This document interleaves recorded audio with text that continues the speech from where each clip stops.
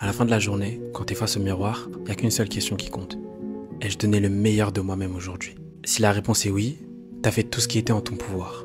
T'as repoussé tes limites et t'as contribué à construire le futur dont tu rêves. Peu importe les résultats à court terme. Et si la réponse est non, demande-toi pourquoi. Regarde la vérité en face. Ce sera l'occasion de réfléchir à ce qui t'a empêché de donner le meilleur de toi-même et essayer de faire mieux le lendemain. Peut-être que t'as besoin de repenser tes habitudes, ta productivité, ton état d'esprit. Mais peu importe la raison, quoi qu'il arrive, c'est pas un échec. On passe tous des jours comme ça. Le plus important, c'est que t'en prennes conscience et que tu profites pour apprendre de ces situations. Parce que si tous les jours tu gardes ce raisonnement, imagine à quel point tu peux t'améliorer. En un mois, en un an. Toutes les grosses progressions dans ta vie, elles commencent une action à la fois. Chaque jour. Un pas après l'autre. N'oublie jamais une chose. Chaque expérience, bonne ou mauvaise, porte en elle une leçon. Par exemple, quand quelque chose te frustre, c'est le meilleur moment pour apprendre la patience. Quand quelqu'un te met en colère, c'est le meilleur moyen d'apprendre à pardonner. Ou au moins à te maîtriser. Pareil pour l'échec, personne n'aime échouer. Mais pourtant, c'est le meilleur moyen d'apprendre à persévérer. Bref, il y a toujours un apprentissage. Quand la vie mélange tes cartes, elle te donne l'occasion d'y voir plus clair dans ton jeu. Mais pour ça, il faut que tu sois ouvert à l'apprentissage. Parce que les obstacles continueront d'arriver, la terre continuera de tourner et le temps continuera de passer. La seule chose que tu peux contrôler, c'est ta façon d'y réagir. Et si en ce moment tu cherches à t'entourer de n'importe qui juste pour ne pas être seul, c'est justement le moment de prendre du temps pour soi. Laisse-moi t'expliquer pourquoi. Il y a 3 situations qui peuvent se produire quand tu essayes à tout prix de t'éviter. Premièrement, tu risques de t'entourer de personnes qui ne sont pas bonnes pour toi parce que tu seras persuadé que c'est tout ce que tu mérites. La peur de la solitude va te pousser à accepter des relations qui sont toxiques juste pour combler un vide. Deuxièmement, tu deviendras dépendant de ces personnes. Tu seras dans le besoin constant d'approbation et d'affection, ce qui te poussera à être la personne parfaite à leurs yeux. Tu pourrais aller jusqu'à te dénaturer complètement, simplement pour éviter d'être abandonné. Troisièmement, tu auras peur de quitter ces mauvaises relations parce que tu penses qu'être avec eux est toujours mieux que de rester seul. Du coup, tu seras convaincu qu'elles t'apportent plus que tu ne leur apportes, même si ce n'est pas le cas. C'est le moment de prendre du temps pour toi. C'est crucial, même s'il faut être seul. Déjà pour apprendre à te connaître et t'apprécier, c'est en étant seul que tu pourras comprendre qui tu es et ce que tu veux vraiment dans la vie. Ensuite pour développer ton indépendance et ton intelligence émotionnelle, parce qu'être à l'aise avec toi-même te permet de ne pas dépendre des autres pour ton bonheur. Tu deviens donc capable de te soutenir, de te motiver et de trouver du réconfort en toi-même. Si t'es inquiet par rapport à ton avenir, souviens-toi d'une chose. Le plus important, c'est que tu te concentres sur les 24 prochaines heures qui sont devant toi. Ce que tu peux accomplir en 24 heures peut avoir un impact bien plus grand que tu l'imagines. Parce que si tous les jours t'es productif, t'as des semaines productives. Si tes semaines sont productives, t'as un mois productif. Dans l'idée, c'est simple, mais on peut vite se perdre dans les inquiétudes du futur, se poser mille et une questions et se laisser submerger par l'ampleur de nos ambitions. La vérité, c'est que le futur se construit maintenant, à travers chaque action et chaque décision qu'on prend. Alors la question, c'est qu'est-ce que tu peux faire aujourd'hui qui te rapprochera un peu plus de tes objectifs? C'est peut-être une tâche que tu repousses sans arrêt ou simplement prendre le temps de se poser, de réfléchir et de planifier. Peu importe ce que c'est, dans tous les cas, fais-le. Et fais-le à fond. Parce que le meilleur moyen de stresser et de procrastiner, c'est de se concentrer sur des problèmes qui sont même pas encore arrivés. Donc je vais te partager 3 types de personnes indispensables dans ton entourage. Le premier, c'est quelqu'un qui te soutient. Tu auras des jours sombres, des moments difficiles. Donc avoir quelqu'un pour te soutenir, t'encourager et te rappeler que tu n'es pas seul, c'est essentiel. Cette personne t'aide à aller de l'avant, même quand tout semble aller mal. Le deuxième, c'est quelqu'un d'ultra optimiste. Quand tu n'y crois plus, que tu n'es plus trop optimiste, cette personne te donne l'énergie d'y croire encore. Quelqu'un d'optimiste peut te montrer le bon côté des choses, t'inspirer et te motiver à faire plus encore. Cet optimisme est crucial pour garder l'espoir et la motivation nécessaires pour réussir. Le troisième, c'est quelqu'un en qui tu as confiance pour être complètement honnête avec toi. Un peu comme un coach ou un mentor, cette personne te dira la vérité même quand elle est difficile à entendre. Elle te rappellera que tu as du potentiel, que tu peux faire mieux et t'aidera à mieux comprendre et gérer les situations difficiles. En t'entourant de ces 3 types de personnes, tu crées l'entourage idéal pour aller de l'avant. Mais attention, avant d'attendre que les gens le fassent pour toi, il faut que tu développes au moins une de ces 3 personnalités, que tu puisses être le soutien que tu attends des autres, que tu puisses leur partager ton optimisme, ton honnêteté. Donc priorise le fait de travailler sur toi-même. Et au fil du temps, tu attireras l'entourage que tu mérites. C'est juste un petit rappel. Un jour tu comprendras. Un jour tu comprendras pourquoi le timing a toujours été parfait. Et pourquoi toutes ces choses se sont passées comme elles devaient se passer. Et je sais que c'est difficile de penser comme ça. Mais il y a quelque chose que tu apprends dans chaque épreuve et qui va t'aider plus tard dans la vie. Tu regarderas en arrière et tu verras que cette période où tu pensais que les choses allaient à l'encontre de tes ambitions, ça faisait en fait partie d'un plan plus grand. Tu comprendras que ce que tu pensais être des obstacles était en réalité des escaliers vers quelque chose de mieux. Quelque chose que tu ne voyais pas à ce moment-là. Tu réaliseras que les leçons les plus précieuses viennent souvent des expériences les plus dures. Ces moments où tu te sentais le plus vulnérable sont ceux qui t'ont forgé. Ils ont renforcé ton caractère.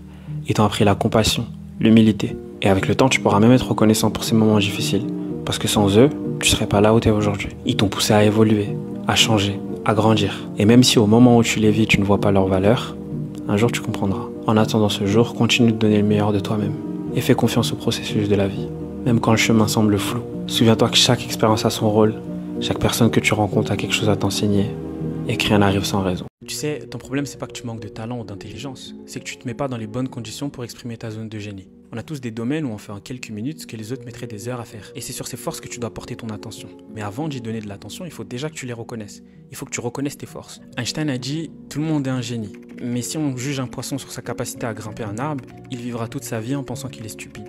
Tu ne manques ni de talent, ni d'intelligence. Tu ne l'utilises juste pas dans les bonnes conditions. On ne peut pas tous exceller dans les mêmes domaines. Et c'est parfaitement normal. Ce qui importe, c'est que tu trouves ta propre voie. Ce qui te rend unique. Ce qui te passionne vraiment.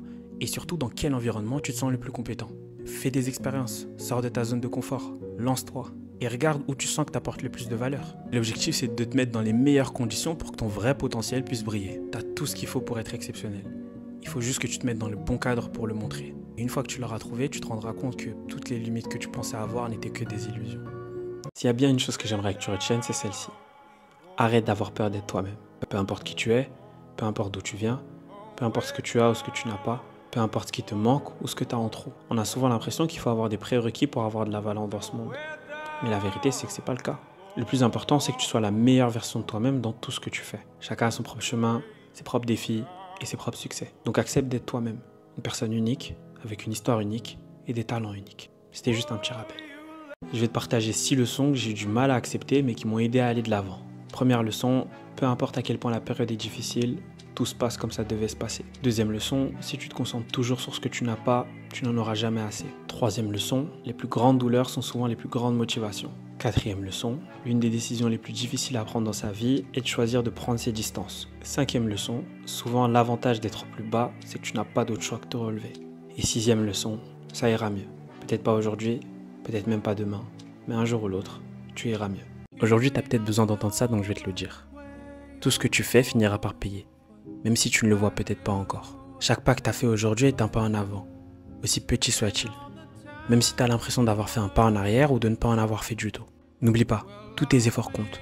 Chaque progrès est important, même si tout n'est pas visible. Si aujourd'hui tu as surmonté des obstacles et tu as continué d'avancer, c'est une bonne journée, parce que d'autres ont déjà abandonné. Donc même si tu as encore du chemin à faire, sois fier de toi et de tout ce que tu as accompli. Tous tes efforts finiront par payer. Ce que je vais dire est difficile à entendre, mais je pense que c'est indispensable pour évoluer. Rien ne tombera du ciel. Tout commence par toi. Le jour où tu décideras de prendre toutes les responsabilités pour faire avancer ta vie, le jour où tu décideras de passer à l'action, c'est là où les choses commenceront à changer autour de toi. Même un tout petit peu. Les portes que tu as besoin d'ouvrir s'ouvriront et les portes qui ne sont pas pour toi se fermeront. Mais c'est en bougeant et en agissant que tu crées les circonstances pour que les choses changent. Parce que malheureusement, si tu restes immobile et que tu attends que les choses se passent, rien ne se passera. Rien n'est acquis. Et surtout, rien n'est facile. Il faudra du temps, de la persévérance et surtout beaucoup de travail. Ça donnera de l'élan pour aller encore plus loin et réaliser des choses encore plus grandes. Mais la chose la plus importante, c'est que tu fasses le premier pas. Voici 11 règles qu'il faut absolument que tu retiennes. Première règle, n'abandonne jamais quelque chose que tu veux vraiment. Il est difficile d'attendre, mais il est encore plus difficile de regretter. Deuxième règle, ne deviens pas malheureux en essayant d'impressionner des gens malheureux. Troisième règle, personne ne va améliorer ta vie. C'est ta responsabilité. Quatrième règle, sois égoïste avec ton temps, parce que beaucoup de gens ne le méritent pas. Cinquième règle, on ne peut pas revenir en arrière pour changer le début, mais on peut agir maintenant pour changer la fin. Sixième règle, si tu peux dompter tes propres pensées, tu peux dompter n'importe quoi. Septième règle, si quelqu'un essaye de te rabaisser, c'est que lui-même est déjà en bas. Huitième règle, ne prends jamais rien personnellement. Ce que les gens disent n'est qu'une projection de leur propre réalité. Neuvième règle, sois indulgent, sois compréhensif, mais ne sois pas naïf. Dixième règle, si tu ne veux pas faire quelque chose, apprends à dire non. Pas peut-être, pas on verra, non. Et 11e règle, ne laisse pas le succès te monter à la tête et ne laisse pas l'échec te briser le cœur. Une des plus grandes leçons que j'ai apprises, c'est que si tu te lances dans un projet et que tu as ce sentiment désagréable de ne pas savoir ce que tu fais ou de ne pas être à ta place, c'est que tu es sur le bon chemin. Tu as ce qu'on appelle le syndrome de l'imposteur. Mais justement, si tu ressens ce syndrome, c'est que tu es en train de sortir de ta zone de confort. À chaque fois que tu te sens comme ça, rappelle-toi que c'est normal. Et en fait, c'est même une bonne chose. Ça veut dire que tu es en train de relever des défis qui t'aideront à évoluer. Parce que personne n'a toutes les réponses dès le début. Accepte que tu n'as pas besoin d'être parfait et surtout agis. T'apprendras en chemin. Les seules personnes qui sont totalement sûres d'elles et savent en permanence ce qu'elles font sont celles qui n'essaient pas. Tout simplement parce que même un expert a toujours des doutes. Plus tu accumuleras les réussites, plus tu prendras confiance en toi. Et même quand ce sentiment reviendra, parce qu'il reviendra, rappelle-toi que c'est parce que tu es en train de faire quelque chose de grand.